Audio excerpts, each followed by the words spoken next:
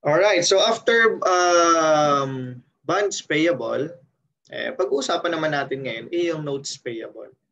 Okay, so tune in lang tayo dito sa ating video lectures. Ang kasunod, actually, kasunod natin i-discuss ito yung debt restructuring. Okay, sige, simulan na natin. Notes payable. So ano ba yung mga pag-uusapan natin today about dito sa notes payable na to?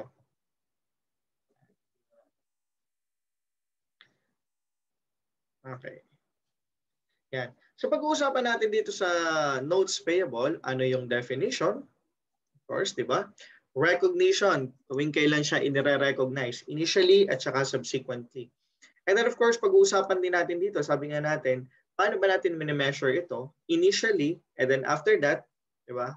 Yung subsequent measurement, paano yon? And then of course, magpapakita rin tayo ng mga problems na related sa accounting for notes payable, and then paano natin ito ipini-present and then dinidisclose. So itong kung mapapansin mo, itong topic outline natin, ito rin yung tip natin kung paano mag-aral ng particular elements of financial statements na gumagamit ng standard. And of course, itong ang notes payable ay under PFRS 9 dahil ito ay isang financial instrument. Particularly, isa itong financial liability. So ang nag-govern dito na standard ay PFRS 9. Yan. Okay.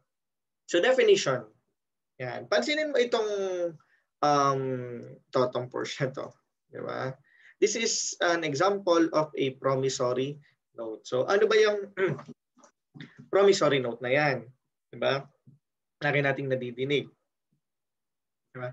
Sabi dito, a promissory note is a financial instrument. So by the mere fact na siya ay financial instrument, under siya ng PFRS 9. So yan yung standard na nag-govern sa kanya. In which one party, okay, ay tinatawag daw na maker or issuer. Diba? Ibig sabihin, maker, yung gumawa ng promissory note o yung nag-i-issue ng promissory note. Okay? Promises in writing. So, in writing, katulad nito. Diba? Bigay tayo ng example ng promissory note. To pay some certain of money to the other party called the payee. Payee, yung babayaran mo, diba? Okay. Either on demand of the latter, demand daw ni payee, or at a fixed or determinable future date. So, merong fixed date or determinable future date na naka-state dun sa promissory note or by demand daw by the payee. So, tingnan natin itong example dito sa side na to, nung example ng promissory note. So, kung mapapansin mo rito, di ba, nilalagay yung place of residence, kailan yung date, okay, I, name nung nangungutang, agree and promise to pay, okay, kung sino yung babayaran, order the sum of, kung magkano, di ba? Euros ang ginamit dito kasi kinuha lang natin sa Google, di ba? For value received with the interest and annual rate of, kung magkano man yung nominal rate, and then payable on and after, yan. And then of course, signature, name and signature ng ating maker or issuer ng promissory note. Yeah. So this is an example of a promissory note in writing. Yan. So na-define na natin itong promissory note. Ang kaibahan niya sa accounts payable ay di syempre merong written promise to pay. Yan. At saka normally may interest ito. But of course, merong mga notes payable na non-interest bearing. Yan. So how to recognize or when to recognize? Ibig sabihin, kailan daw ba siya mag-a-appear sa ating financial statements? Kailan natin ililibro? Sabi dito, when the entity, ikaw daw, kung halimbawa ikaw, becomes a party to the contract. Well, syempre, di ba, kapag nag-issue ng promissory note, naandun yung maker or issuer, naandun yung payee. Or when the transfer of resources transpired. Yan. So may transfer daw nung resources. Tingnan mo naman yung ating illustration dito. Di ba? Yan. Promissory note. So either ikaw daw ay naging party doon sa contract or when the transfer of resources transpired. So for example, binibili mo yung equipment, nag-issue ka ng promissory note. So pag may nag-transfer ng resources, di ba? Transfer na sa iyo yung binibili mong equipment, yun. So pwede mo nang i-recognize yung notes payable. Okay? And then how to present muna, di ba? Bago tayo mag-measurement. Paano ba pina-present? Of course, under the liability section. The question is, ano ba to? Current or non-current? So, ang presentation ay either current or non-current depending on the expected settlement date. Kapag ang kapag ang notes payable o ang promissory note na in-issue ay payable at one-time payment katulad ng mga nakita natin sa term bonds, o hindi lahat 'yon non-current portion except kung siya ay payable within 1 year or less. Okay? Ngayon, kung may series of payment naman or installment payment, katulad ng serial bonds sa pinag-aralan natin sa bonds payable, di ba may installment payment. Kapag ganun, merong portion na current at saka may portion na non-current. Yan. So example, ang notes payable amounting to 600,000, di ba, ay payable ng 3 taon at installment. So tig to 200,000. Of course, yung first 200,000 na payable next year, that would be the current portion. And then yung another 200,000 which is payable 2 years after would be considered as non-current portion. So ganun lang naman, titingnan mo lang naman yung expected settlement date. Okay. And then paano pina-present yung carrying value? Diba? Kung magkano na lang siya. Of course, we have the face amount ng ating notes payable less any discount on notes payable. Okay, yun yung tinatawag nating net carrying value of the notes payable. So, pansinin mo dito sa may right side natin, merong presentation ng notes payable. Kaya kung mapapansin mo rito, merong current portion at saka merong non-current portion less. Yan, di ba? So, ganito pine-present ito sa financial statement. Kaya sabi nga natin, kung one-time payment naman ito at more than a year ang payment, so, present lang natin siya sa non-current portion. But kung ito nga ay payable ng installment, so may current at saka non-current portion. So that's how we present notes payable in the financial statements. Next, measurement. So paano mine-measure? So sabi nga natin, di ba, under PFRS 9, the classification of the financial instrument, yun doon na rin natin makikita kung paano siya mine-measure. So basically we have, di ba, we categorize it to financial asset or financial instrument at fair value at saka financial instrument at amortized cost. So sa portion na to, itong notes payable ay ano? Okay, considered siya as financial liability or financial instrument at amortized cost, di ba?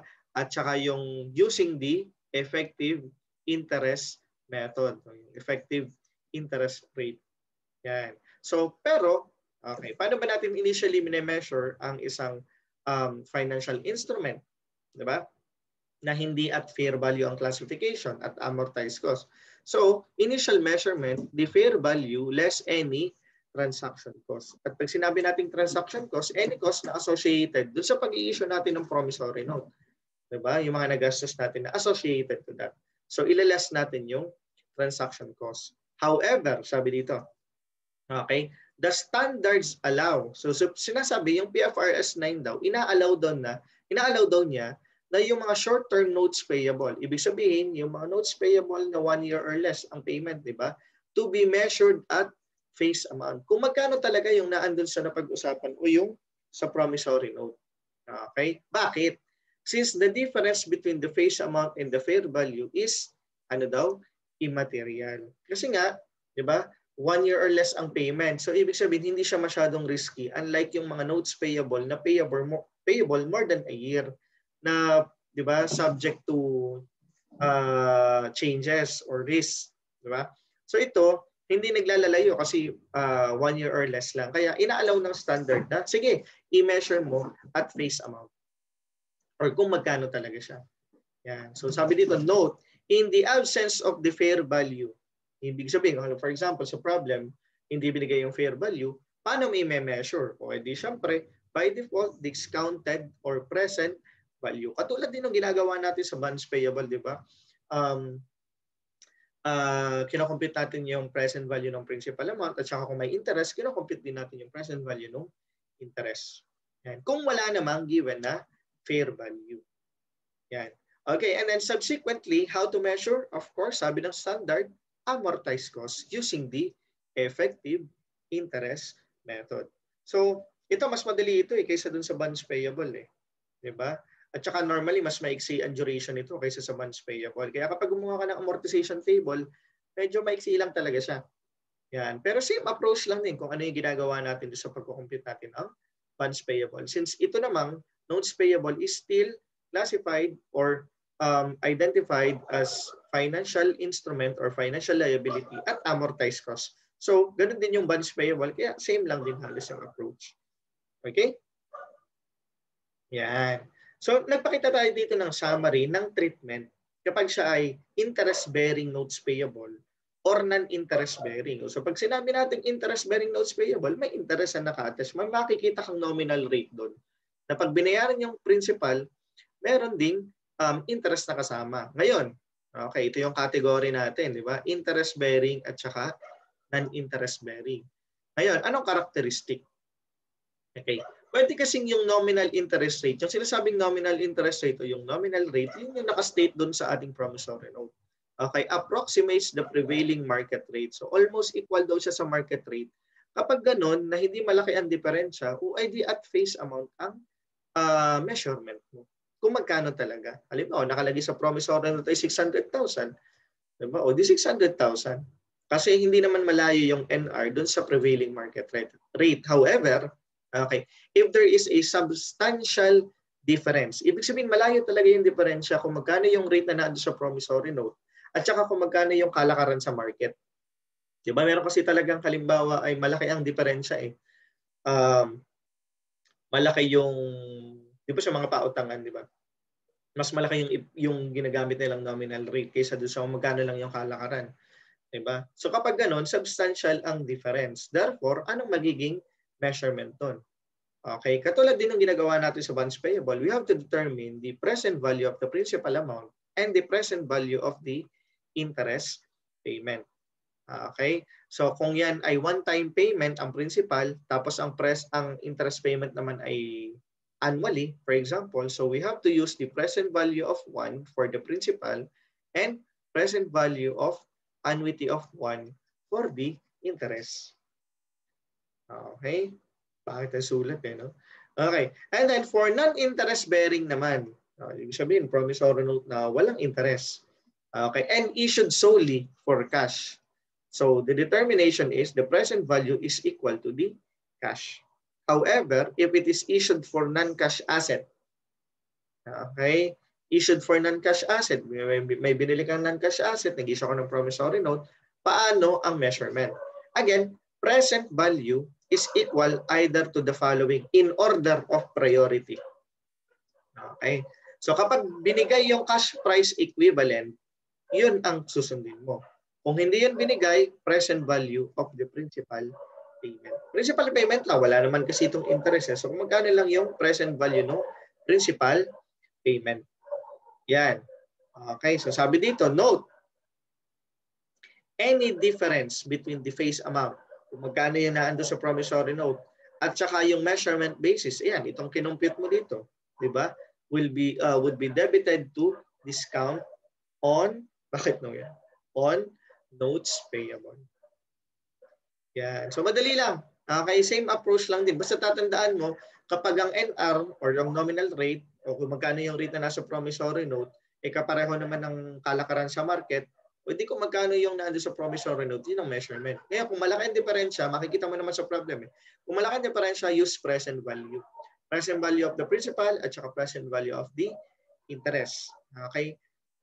Kapag non-interest bearing naman at issued solely for cash, then the present value is equal to cash. However, okay, if it is non-interest bearing at issued for non-cash asset, merong priority or order of priority. Una, kung binigay ang cash price equivalent, yun yung gagamitin mo.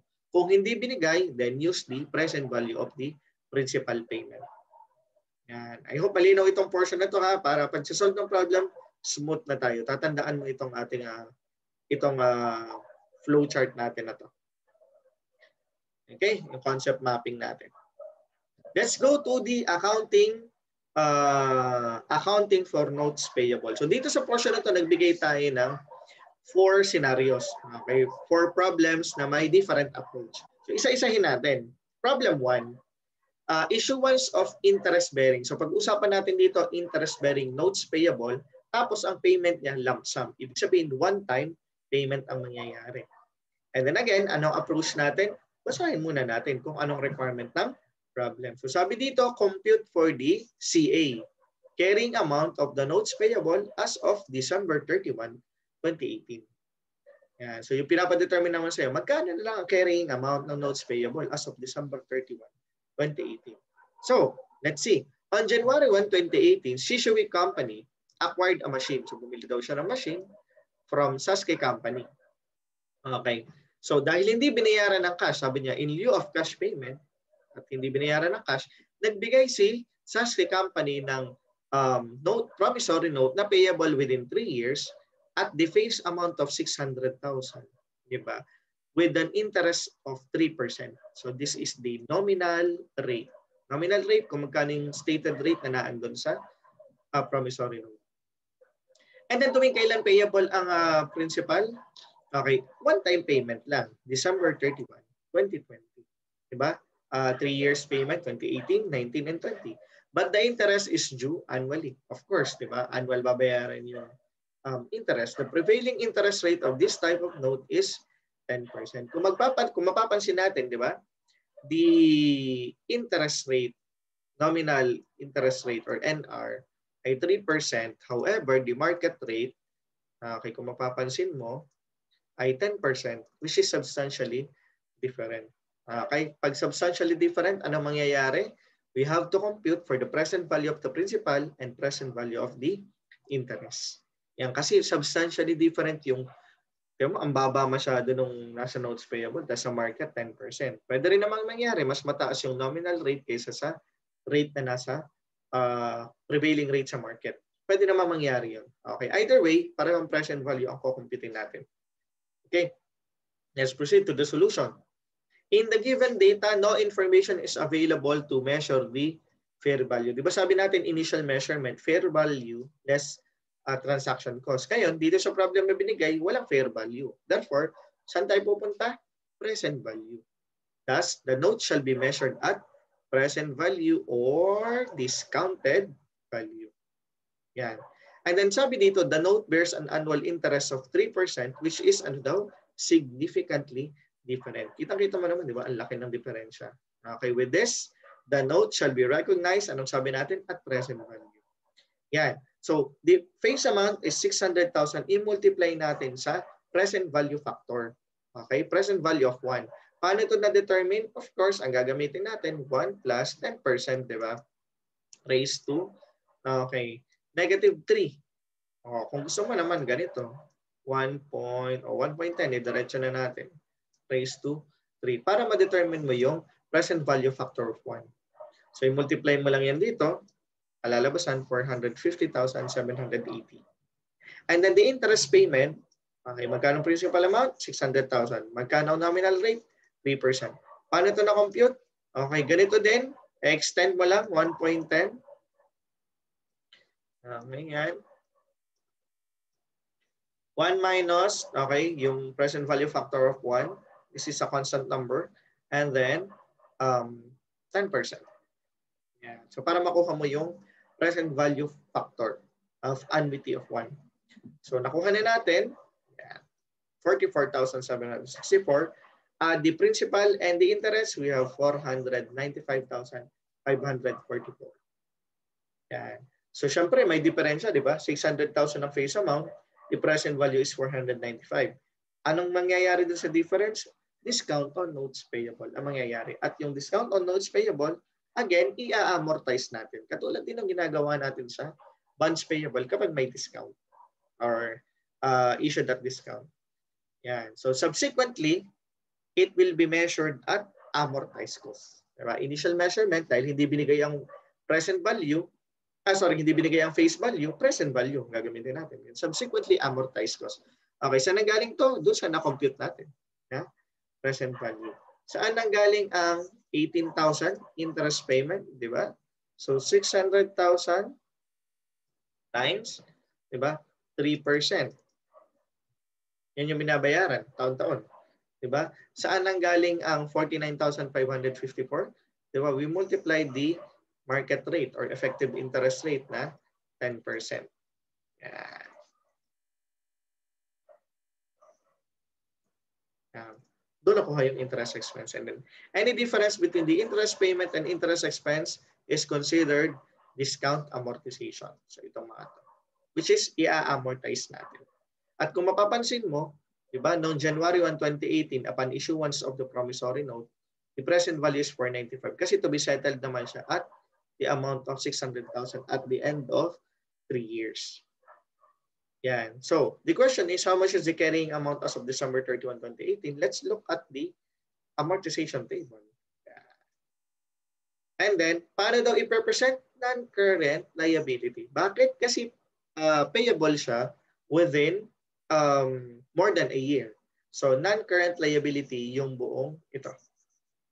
Carrying amount. Okay? So, yan. Let's now go to problem number 2.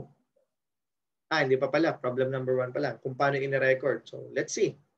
How much is the measurement of the machinery na binigay? Siyempre, at PV amount. Diba? And then the notes payable is 600,000. Any difference? Discount on notes payable. Yan. To record the interest payment, we debit interest expense, credit, cash. And then to amortize the discount on notes payable, we debit notes interest expense, and then discount on notes payable. Saan nanggaling to? Makikita mo naman doon sa, yan, yung ating discount amortization, doon sa amortization table. Okay? Madali lang ano? So next, problem 2. Paano naman to?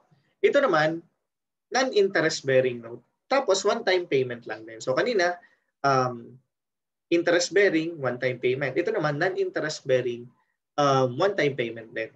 So anong tinatanong? How much is the amount that should be recorded as net liability as of December 31, 2018 at year end? So basahin natin yung problem. On January 1, 2018, Shabusa Company acquired a machine. So bumili daw siya ng machine from Shikamaru Company. In lieu of cash payment, walang pambayad, nagbigay siya ng promissory note, tapos payable within 3 years, face amount of 600,000, and then of course, non-interest bearing. So walang interest. Kailan ang bayaran? December 31, 2020. The prevailing rate of interest for this type of notes, so ibig sabihin yung market rate, kalakaran, 10%. So ito yung magiging EIR natin, or effective interest rate natin. Okay, so paano ko kumpitin? Madali lang, di ba? So present value lang ng principal amount. Kasi hindi naman binigay yung cash price equivalent. Di ba? Kung binigay, di yun ang priority. Ngayon, hindi binigay, ang computation natin, present value of the principal amount lang. So saan nanggaling ito? Again, 1.10 raised to negative 3 lang. Present value of 1 factor. So magkano siya? 450,000 as of January 1, 2018. Ayan, tinatanong naman sa atin as of, ito di ba? 12/31. So the interest payment, 45, saan nanggaling to? Di multiply lang natin by 10%. Di ba? Ganyan lang yan. Interest expense. Okay. Ang tinatanong sa atin ito. Therefore, the carrying amount as of December 31, 2018, 495,858. Okay. Saan daw i-represent? Again, non-current liability section. Bakit? O, kasi di ba, payable lang siya, one-time payment at the end of the or 3 years, di ba? Or the end of the third year, payment ng kabuuan. So, lahat yon presented as non-current liability. Okay? Problem number 3. Ito naman, non-interest bearing, pero merong installment payment or uniform payment. Kumaga, kung sa bonds, para siyang serial bonds. Di ba? May series of payment. Again, ang question sa atin dito is how much is the amount of net liability as of 12/31, 2018. Yan. So let's read the problem. On January 1, 2018, Korinai Company acquired a machine from Iroka Company. So in lieu of cash payment, nag-issue ng promissory note. 3 years ang payment. Again, the principal amount is 600,000. Hindi natin binabago para, di ba, mas madaling intindihin, mas madaling masundan. Ngayon, tuwing kailan payable itong principal amount? Diba? Payable daw siya, equal payment every December 31. Okay? At kailan magsisimula? O, doon sa first year, babayaran na kaagad. So, 200,000 every year ang bayaran for 3 years. And then, of course, dahil non-interest bearing, walang interest or walang nominal rate. But, of course, as required by the PFRS, we will be using the effective rate or effective interest method. So, we have to determine the prevailing market rate. So, sa case ito, 10% pa din. Okay? So, paano kinumpute yung present value of the principal? Diba? Magkano ang binabayaran every year? Yan, 200,000. Saan to nanggaling? Of course, 1.10. Diba? Payable within 3 years.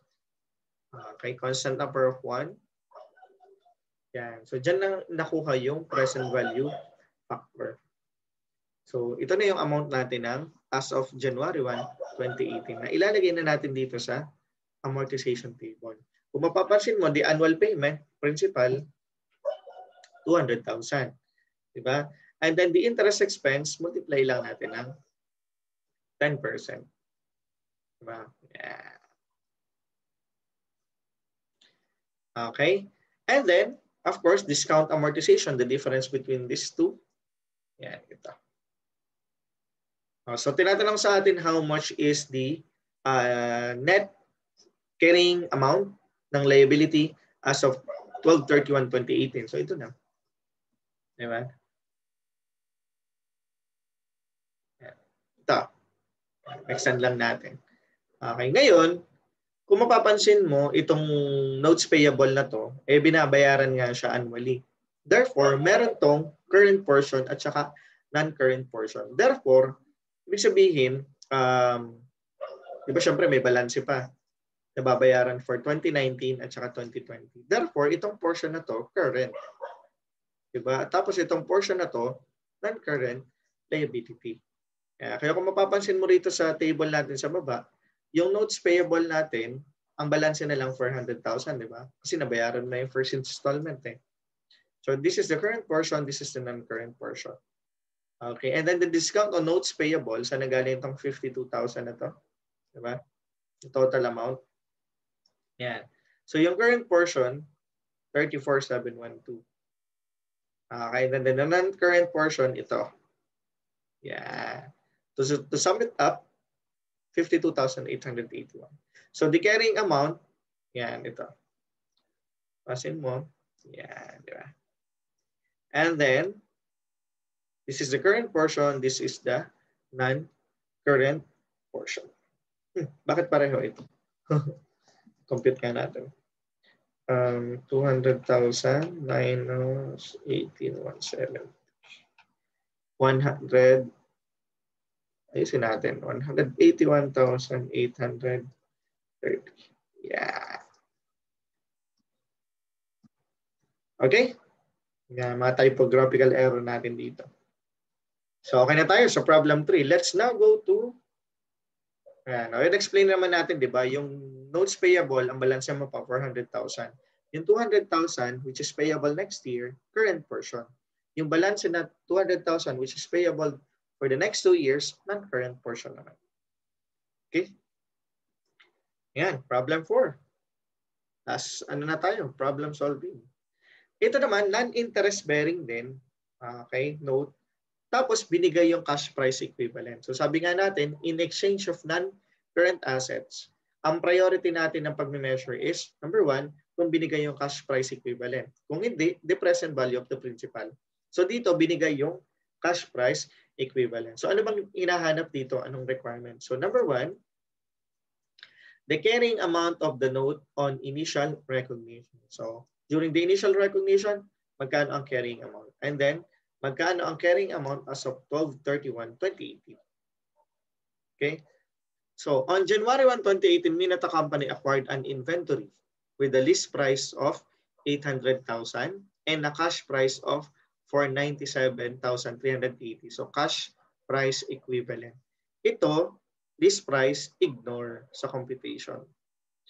Okay? 3 years, again, 600,000. Non-interest bearing.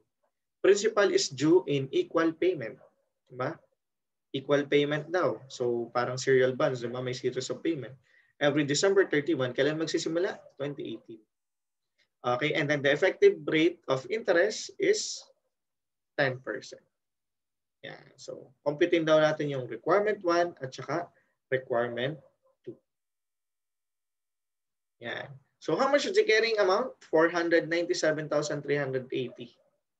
Diba? Saan nanggaling ito? This is the cash price equivalent na ibinigay sa atin dito. Diba? Ayan, 497,380. Diba? The carrying amount of the note. And then, payable, diba? Annual, 200,000. Saan nanggaling ang interest expense? Multiply lang natin dun sa effective interest rate. Yan. Okay, and then the discount amortization, the difference between these two. Yan. And then of course, pagdating ng 12/31/2020, zero amount na siya kasi nabayaran na, di ba? Lahat. Okay? Ang tinatanong pa dun sa number 2 is how much is the carrying amount as of December 31, 2018. So ito. Yan. Itong portion na to. O di ba ito? Okay. So yun lang. Madali lang ang computation natin kapag notes payable. Same lang din ang ginagawa nating procedure. Kasi ito naman ay financial liability at amortized cost. So using the effective interest method, di ba? Yan, mag-a-amortize tayo. And then, important note, summary lang natin. If it is payable on lump sum, okay, the entire present value at the end of the reporting period shall be presented as non-current liability unless, okay, yung liability ay payable within 1 year or less. So, current liability siya. Yan. Ito yung sinasabing one-time payment. Parang term bonds, di ba? One-time payment lang siya. So, present value of the principal at saka present value of the interest. Kung non-interest bearing naman, the present value of the principal. Ngayon, if periodic ang payment, so may series of payment, may installment, may portion ka daw na naipapakita ng current at saka non-current. Nakita mo naman doon sa mga previous problem. Unless daw, okay, yung utang ay payable within 1 year or less. So lahat yun classified as current liability. Okay? O, di ba? Na-discuss na natin yung ating mga sample problems. So how to account.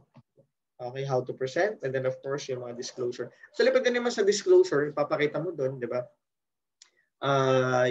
Basically, mga nasa agreement lang din. Okay?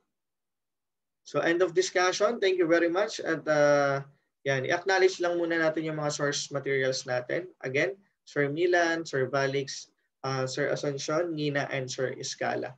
And then of course, yung mga photos yung ginamit natin coming from google.com. Okay, so kasunod na ating magiging discussion, our topic is about debt restructuring. Yan, di ba? Paano ba inaayos yung mga utang para, di ba, mag-continue pa rin yung operation ng business at hindi siya mabaon ng mabaon dun sa mga utang or obligation niya. So yun yung kasunod nating pag-uusapan sa next video lecture natin. Okay? Thank you very much and happy learning.